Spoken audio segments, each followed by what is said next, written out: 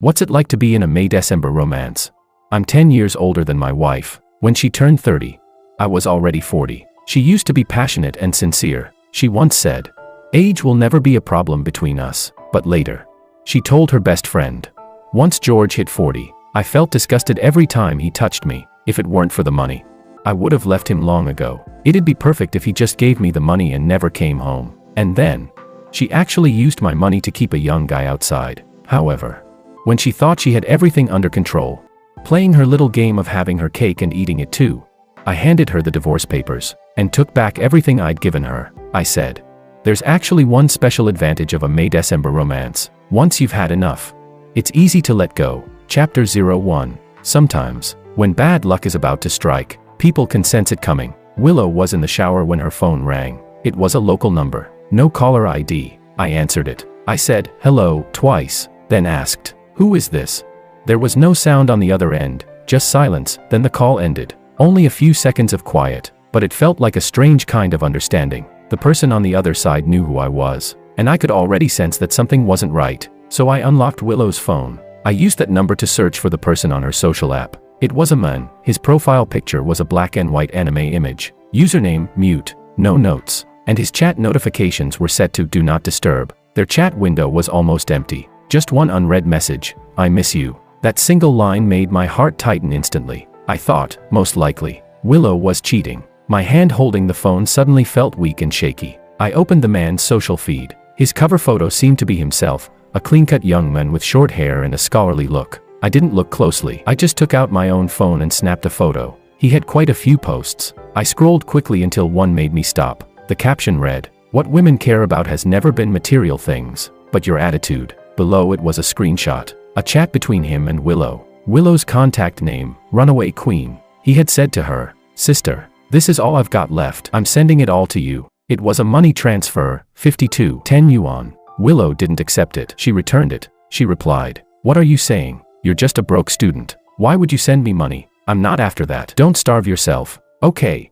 Then Willow sent him 5,200 yuan. He accepted it. I kept my face blank and took a photo of the screen. After exiting his feed, I immediately opened Willow's transaction records. I checked every transfer between them. Sure enough, one after another. Endless. The most consistent ones were the monthly transfers of 50,000 yuan on the 6th of each month. Exactly one day after I wired Willow her monthly allowance from my paycheck. It had gone on for 3 months. Aside from that, hundreds, thousands, little amounts everywhere. Even transfers with special numbers. I took photos of every single one. The whole time, I stayed calm. When I exited, I even remembered to mark their chat window as unread. Chapter 02. What's wrong? "Honey, why are you spacing out?"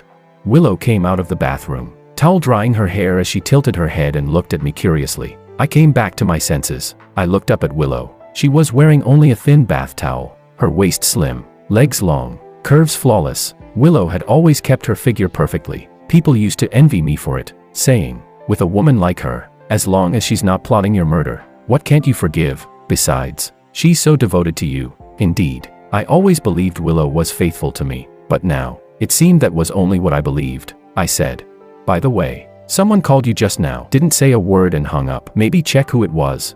She replied, "Probably just a spam call. Don't worry about it." Willow took the phone from me naturally. She slung the towel over her arm, bent down to pick up the laundry basket, and said, "I'll go wash the clothes on the balcony." Even though I tried my best to share the housework, Willow often complained that chores were endless. She'd say, for example, just doing laundry took her more than 2 hours every day. But later I noticed, even when there was only one piece of clothing, she still took that long, insisting on washing every single day. I used to think she was just overly clean, breaking one task into a dozen little ones. But now, it seemed there was another reason. After a while, Willow came back in. As she changed clothes, she said to me, "Honey, I need to go out for a bit. Something urgent came up. Don't wait for me tonight." I asked, "What happened?"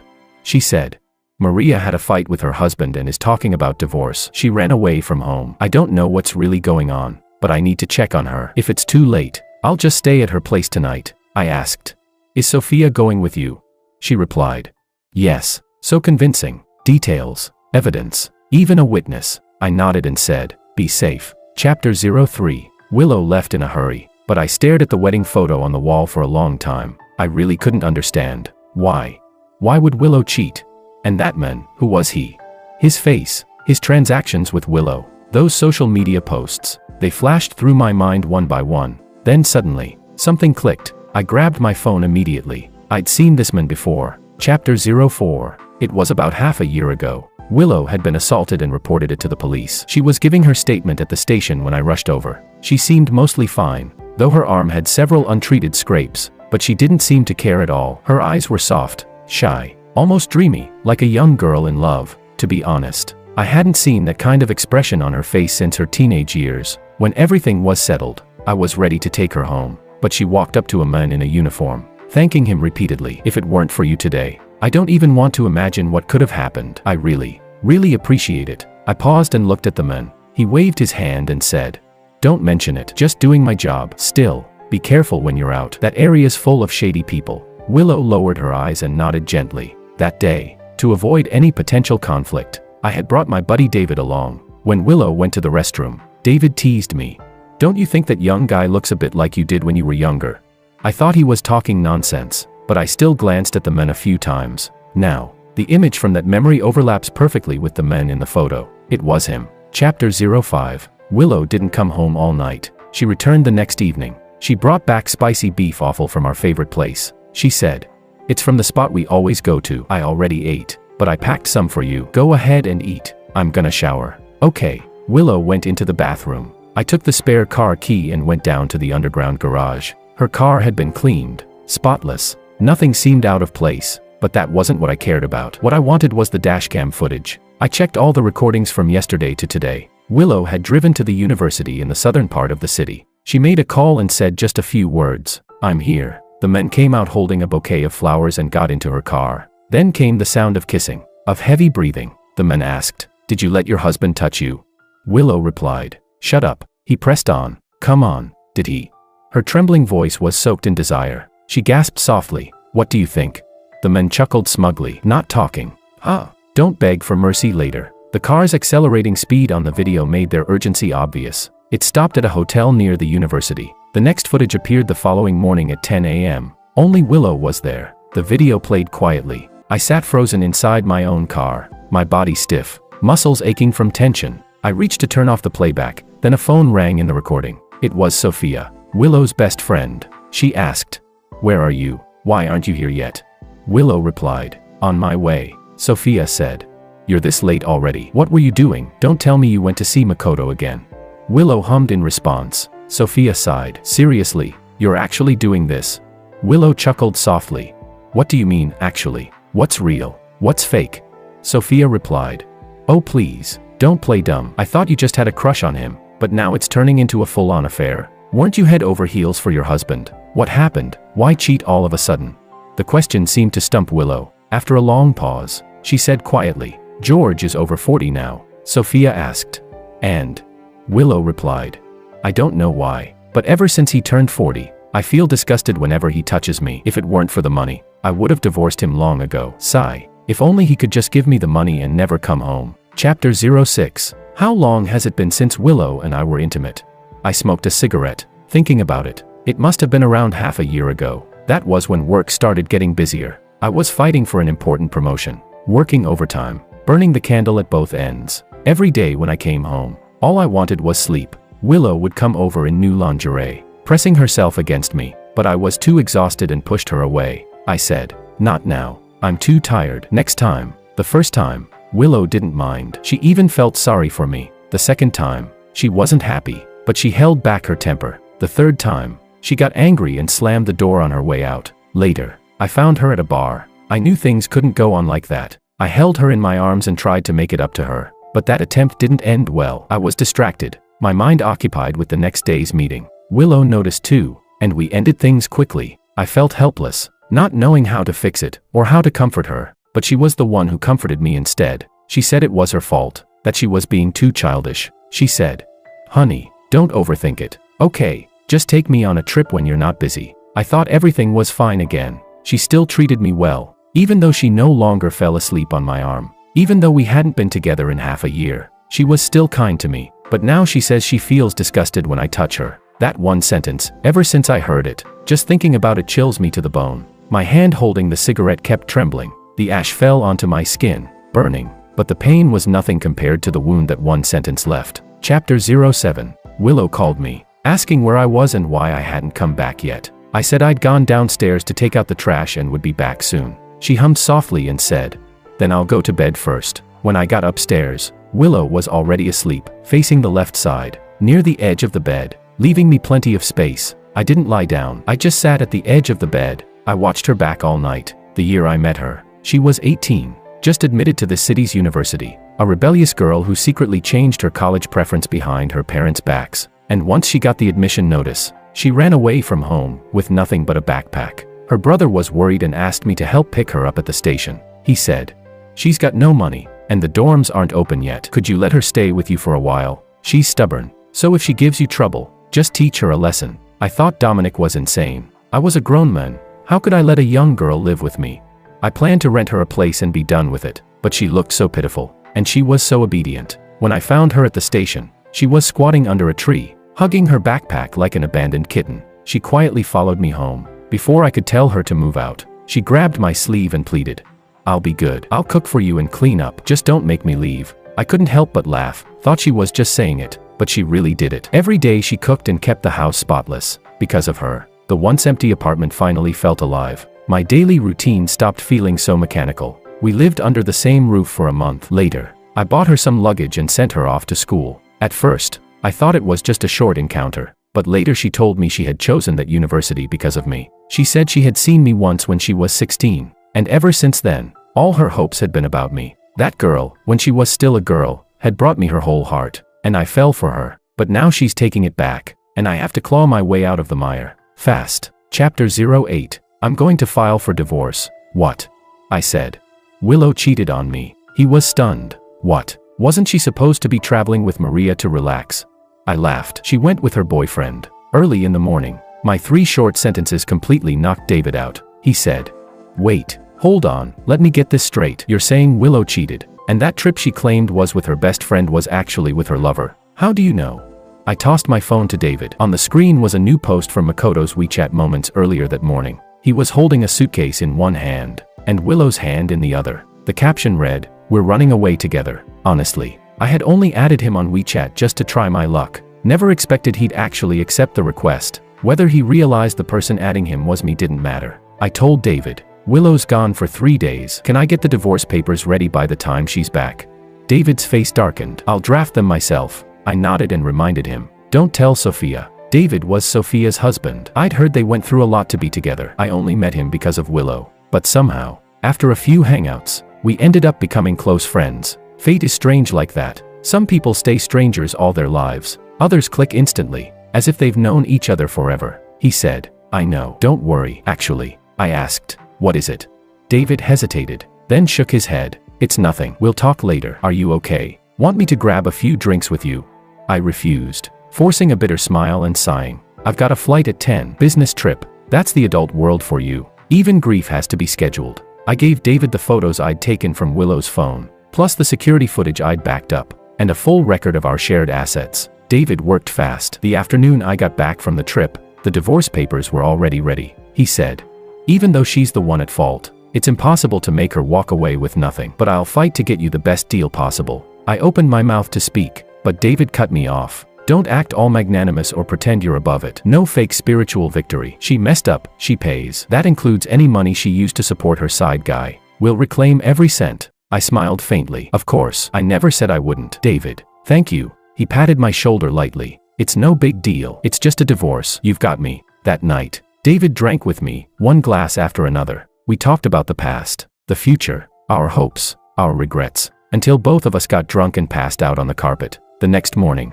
the alarm clock woke me up. I took the day off and got dressed. Even if I wasn't in the right state of mind, I still had to go. I was going to see Willow. Chapter 09. Thanks to Makoto's love for showing off, I managed to get first-hand access to their entire 3-day itinerary. They rode roller coasters, soaked in hot springs, even went bungee jumping. All things I'd never done with Willow. She loved thrills, that rush of adrenaline, but I've always been cautious, never one to take risks. She once begged me to go bungee jumping with her, the tandem kind. She said it would be romantic. She even wanted to take our wedding photos that way. But after thinking about it for a long time, I still refused. Willow said it was fine, but I knew she was disappointed. Looking back, Willow and I were never really compatible. When we were blinded by love, we used to say that love conquers all obstacles. Now, it's clear, someone was lying. When Willow walked out, she brushed a strand of hair behind her ear and smiled softly. Beside her, Makoto had his arm around her shoulders,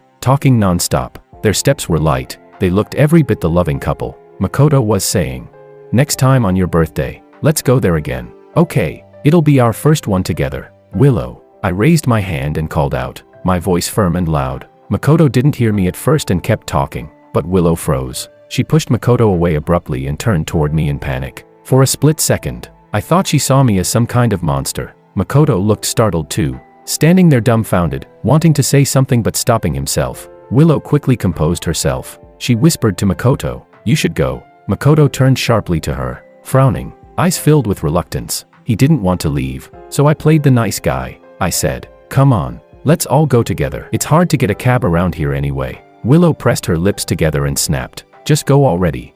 Makoto hesitated, unsure what to do. My face darkened. I spoke slowly, each word deliberate. I said, "Together." Makoto was interesting. Most people in his position would have run for their lives, but he actually followed. I walked in front. Willow trailed behind me. Makoto followed her. When Willow opened the passenger door, intending to sit there, I stopped her. I said, "There's something there. Sit in the back. You're such a hospitable person. Can't possibly let our guests sit alone, right?"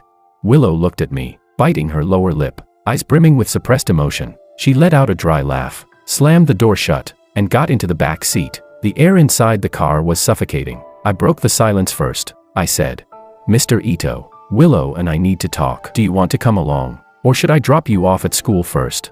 Suddenly being addressed, Makoto froze, completely at a loss. He stammered awkwardly. I. Willow snapped sharply, "What exactly do you want?"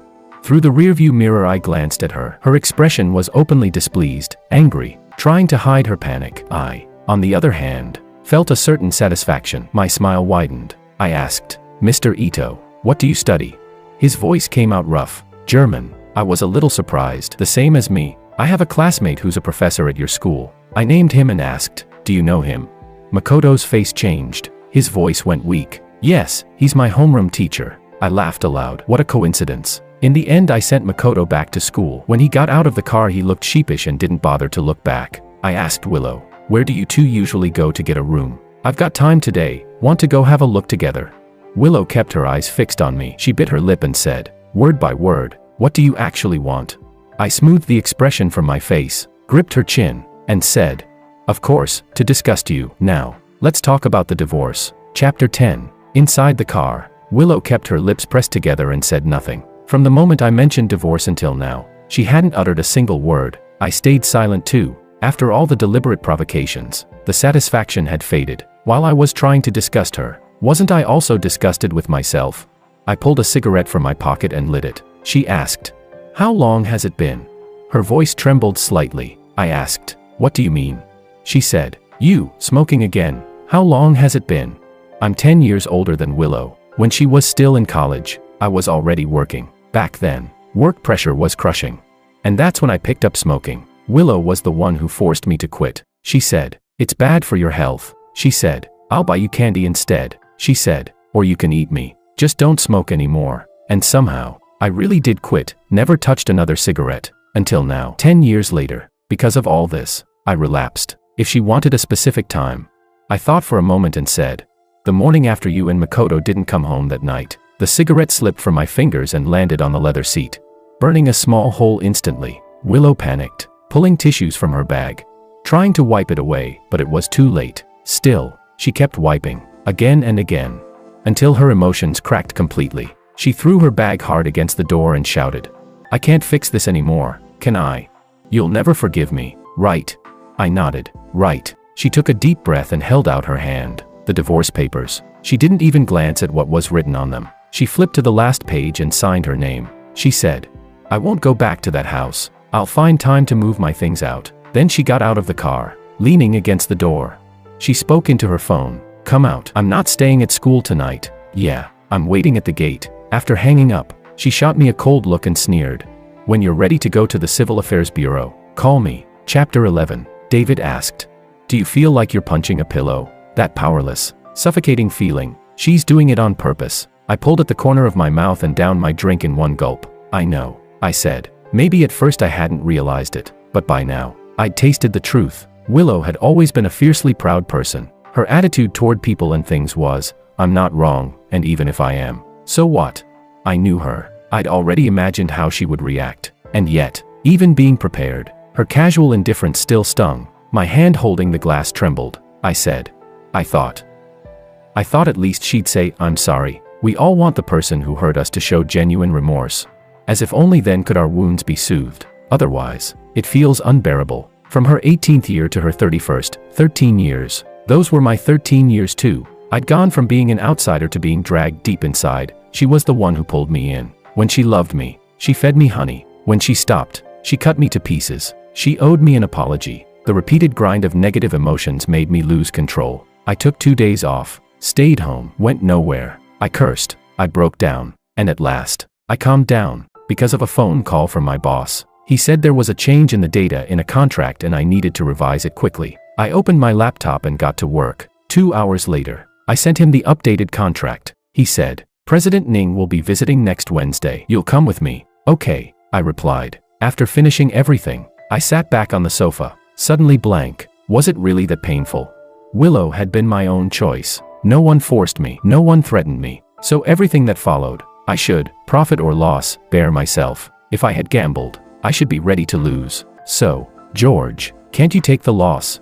No, I can. Chapter 12. On the 4th day after signing the divorce papers, I called Willow. She took a long time to answer. Her voice was cold and distant. What do you want?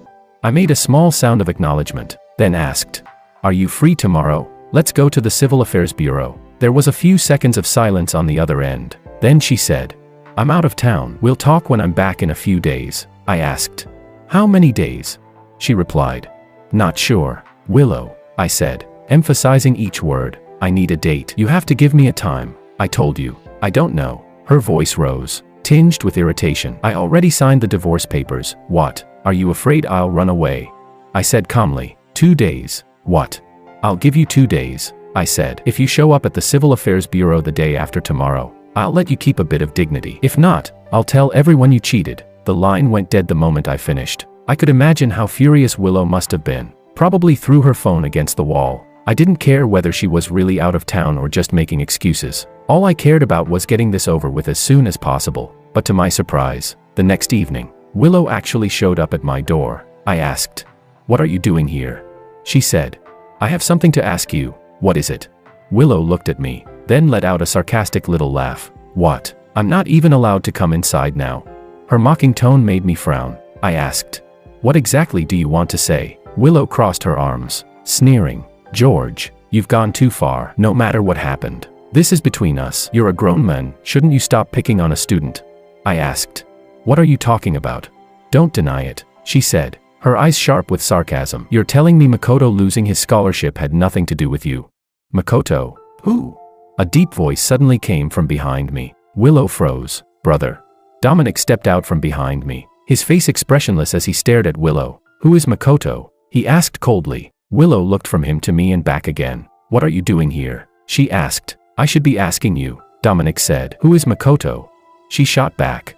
It's none of your business. Dominic frowned. You can tell me yourself, or I can find out on my own. Willow pressed her lips into a thin line. Refusing to speak, I rubbed my temples. Enough, I said. Go inside. I'll talk to her. Dominic seemed about to say something, but I cut him off. This is between me and Willow, I said firmly. The two of them locked eyes for a long moment before Dominic finally turned and went back into the room. I looked at Willow and let out a slow, heavy breath. About Makoto, I said. I have no idea what you're talking about, but if you had half a brain, you'd know better than to come here accusing me. If I really wanted to ruin him, those photos of you two sneaking around, the hotel records, I could have gotten him expelled. What's in your head? Sawdust. The next second, Dominic's shocked voice came from behind me. Cheating. Hotel. Divorce. You cheated. You two are getting divorced. I turned toward him, speechless. Do you have to eavesdrop? Dominic ignored me. His gaze was fixed coldly on Willow. Answer me, he barked. Willow let out a sharp, derisive laugh. This is between me and him. None of your business. None of my business. Before she could react, Dominic's hand swung across her face, hard. Have you no damn shame? Willow was never the type to take a beating quietly. Even when she was clearly in the wrong, she'd still fight tooth and nail. As the two of them began to struggle and shout, I expressionlessly closed the door, shutting them both out. I didn't know when they stopped fighting, nor when they finally left. The next morning, at 8 sharp, I arrived at the Civil Affairs Bureau, took a number, waited for Willow. About 10 minutes later, she showed up. She sat beside me in silence, the red mark on her cheek still visible, her face pale and spiritless. Soon enough, our number was called. I stood, but Willow suddenly grabbed my sleeve. Her voice trembled. That day, I lied. I didn't go to see him. We're done. He called me to say his scholarship was cancelled. I knew it wasn't you. I was just happy, because it gave me an excuse to come see you. I never wanted a divorce. I never once thought about leaving you. Her voice grew weaker, almost choking with tears. I'd never been good at handling Willow's tears. Back then, I'd fallen for her because her eyes turned red for me. But now, I said, Willow, you're crying. Honestly, it disgusts me. Her grip on my sleeve tightened sharply. She froze for a long moment, then looked up blankly. What did you just say? I pried her hand off, tore the paper in my hand to pieces, and took another number. I said, the truth is, since this all started, we've never really sat down to talk. You never even asked how I found out about your affair, or what I knew. I looked straight at her. Let's lay it all out. Half a year ago, our marriage started to fall apart. You were unhappy. Then you met Makoto at a nightclub. Maybe he reminded you a little of the man I used to be, or maybe it was just his youth and energy, but whatever it was, you couldn't control yourself, and you cheated. Cheating is wrong no matter how you dress it up. But to ease your guilt, you started blaming me. You said that ever since I turned 40, every time I touched you, it made your skin crawl, that you'd rather I just give you money and stay away. You said the late nights at work and the gray in my hair made me look like a shedding old dog, and that you could smell the stench of age on me from across the room. Willow, I said quietly, when you used those cutting, venomous words to describe me, did you ever stop to think how disgusting you looked in my eyes? I went on, my voice steady but cold. You're basically saying you were forced to sell your body for money, pinching your nose and pretending to enjoy it. That's what our more than 10 years together boils down to in your eyes, a buyer and a seller. I gave a bitter laugh. I started doubting myself. Just how blind was I to step into a pile of dog shit? And now the dog shit sticks to my shoe, but still has the gall to complain my shoe stinks. Chapter 13. By the time I tore up our last shred of dignity, there was nothing left to say. The divorce process went smoothly. No entanglement, no arguments. The clerk reminded us to come back in a month to collect the certificate. I nodded. Willow had already stood up to leave. I called out, when will you come to pack your things? Without turning her head, she said, throw them away. Of course, I couldn't do that. In the end, Dominic came over and packed everything himself. After cleaning up, he cooked a meal and opened a bottle of wine. He asked, drink with me. I didn't refuse. Dominic drank fast, gulping down the first glass. He twisted his mouth into a half smile and said, I didn't know my sister would ever do something like that. If I'd known. I chuckled and shook my head. Even if you'd known, so what? Would you have stopped us at the very beginning? Cut off this doomed connection at its root?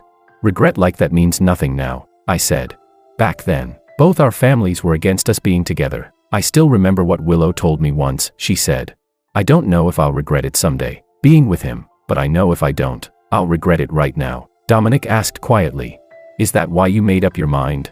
I shook my head. No, it's just, that's exactly how I felt too. I downed my drink and said, thinking about it now, I was much braver and purer in my 20s. Back then, I could ignore what others thought. I could give everything to someone without calculating the cost. I believed sincerity could always be exchanged for sincerity, but now, I don't dare to bet anymore. I'm not even sure if I want to start again. George, Dominic's eyes softened with something between pity and guilt. I gave him a faint, easy smile. Don't worry, I just suddenly figured it out. Love comes with thunder and leaves like a storm. It's a matter of the heart, and the heart always changes. But that's fine. People die from illness. People die from poverty. But I've never heard of anyone dying because they lost love. Maybe I was a little drunk.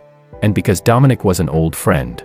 I rambled on for quite a while. He stayed quiet, just listening, never interrupting once. When I woke up the next morning, he was gone. He'd left a note on the table. He said he had a flight to catch and didn't want to wake me. He wrote that he'd figured a lot of things out, and that he'd met a really good girl. When he got back, he planned to be with her. At the bottom, it read simply, George, take care. Chapter 14. Because of the divorce, my mind had been scattered for a while. But work pulled it back together quickly. The endless tasks left me no spare time for self-pity. And that in itself soothed me. I hadn't thought about Willow for a long time, until Sophia called me. George, I know I shouldn't be contacting you, but Willow's been hospitalized twice in the past 2 weeks for alcohol poisoning. I really can't stop her. You're the only one who can talk to her. George, she knows she was wrong. Sophia probably didn't actually expect me to agree. So when she saw me walk into the hospital, she was stunned. She quickly stood up and gave me her seat. She said, I drank a bit too much yesterday too. You two talk first. I'll go home and catch up on some sleep. I looked at her, puzzled. I thought you told David you were pregnant. Why are you still drinking? Sophia's face went pale. She waved her hand awkwardly and left without looking back. I turned back and found Willow staring blankly at me. When our eyes met, she quickly looked away. Willow, I started, but she cut me off urgently. My arm hurts, she blurted. The left one. Every time it rains, it aches so bad. That year we couldn't see each other for months. I told you my dad had me grounded, but actually, I was in the hospital. He broke my arm. I never told you. I didn't want you to worry. I asked quietly. Why tell me now? Willow lifted her head, her eyes searching mine carefully. I tugged at the corner of my mouth, half a smile. Honestly, this isn't the right time to bring it up. If you'd told me back then, I would have been heartbroken and guilty, but now. Willow, that was your choice. You chose to sacrifice yourself to be with the person you loved. Good or bad, you had to bear it. Just like me, I chose someone who cheated. Good or bad, I had to bear it. The hopeful light in Willow's eyes dimmed. She turned her face away. You won't even give me a chance, she said quietly. Then why did you even come? I looked down at her. I came to tell you, don't destroy yourself, and don't delay picking up the official divorce certificate in 2 weeks. Willow, I want a divorce, not a funeral. Willow's voice rose. You hate me that much? I turned to leave. Without looking back, I said, if the roles were reversed, wouldn't you want to kill me too? Chapter 15. I walked away cleanly. Sophia was clearly frustrated. She said, annoyed. I went out of my way to call you here. Can't you at least talk properly? Willow replied coldly. Stay out of it. Even if I die, don't call her again. Sophia shook her head. Later. There is no later. If you really want to fix this, why are you still acting out? I never understood. You're always so sensible with everyone else, but the moment you're in front of George, you act like a child who never grew up. Willow turned her head to the window and said nothing. She didn't know either. She wanted to talk properly. She even wanted to lower her pride. But whenever she faced George, that strange feeling of grievance rose up. She was the one in the wrong, yet she felt wronged. As if George should still keep forgiving her, no matter what she did. Without asking for anything in return, Willow was panicking. From the moment she saw George at the airport, her heart had been in chaos. Part of her was desperate to do something, anything. Another part of her was already numb, knowing nothing would help. George would never forgive her. Cheating with Makoto was wrong. After making that mistake, she tried to cover it up. So when Sophia exposed it all, she'd felt humiliated and furious, and in her anger, she lashed out with sharp, cutting words, and immediately regretted it. She warned Sophia again and again not to repeat what she'd said. She was even afraid to face George, ashamed, feeling she had no ground to stand on. Willow knew this broken relationship being thrown away was only natural, but still, she was terrified. Makoto had come to her more than once. He'd said, anxious and angry, I got a court summons, they're making me pay back the money. Why? That money came from you. How can he demand it back? When Willow heard the news, she actually found it a little funny. George had always been like that, petty, vengeful, never forgetting a slight. If Makoto hadn't stirred up trouble first, George probably wouldn't have even bothered to recall that money. Just like George once said, if I really wanted to ruin him, I could have gotten him expelled. But Makoto, foolishly, still wanted to be with Willow. He thought that since she was getting divorced, he could now be with her openly, without shame. What he didn't know was, Willow could be with anyone, except him. Makoto was the living proof of her reckless, sordid past, the embodiment of everything she wanted to erase. And people don't keep their stains close by, they scrub them off. Makoto had spent part of the money already. He wanted Willow to help him fill the hole, but Willow hadn't received much from the divorce. How could she possibly help him? So she refused him, and warned him, if he came to her again, she'd be the one collecting the debt next time. Makoto stormed off, furious. Before leaving, he slapped her hard across the face, and called her filthy. Willow didn't resist. She accepted it, both the slap and the insult. After being discharged from the hospital, she found a job at a laundromat. She threw herself into the work, using exhaustion as her anesthetic, until the day of her execution came, the day she was to finalize the divorce. She didn't delay, didn't back out. Obediently, she went with George to collect the certificate. George looked good, still composed, confident, sharp as ever. Willow watched him as he turned to leave. Then suddenly, he looked back. "Willow," he said, "how about saying sorry?" Her hands trembled at her sides. She opened her mouth, but the word just wouldn't come out. George's expression dimmed with disappointment. He turned away and started walking. Then, in a rush, Willow stepped forward. "George." "I'm sorry," she said. George stopped in his tracks. He raised a hand in a casual wave, and strode off without looking back. This time, his departing figure looked lighter, as if he'd finally set everything down.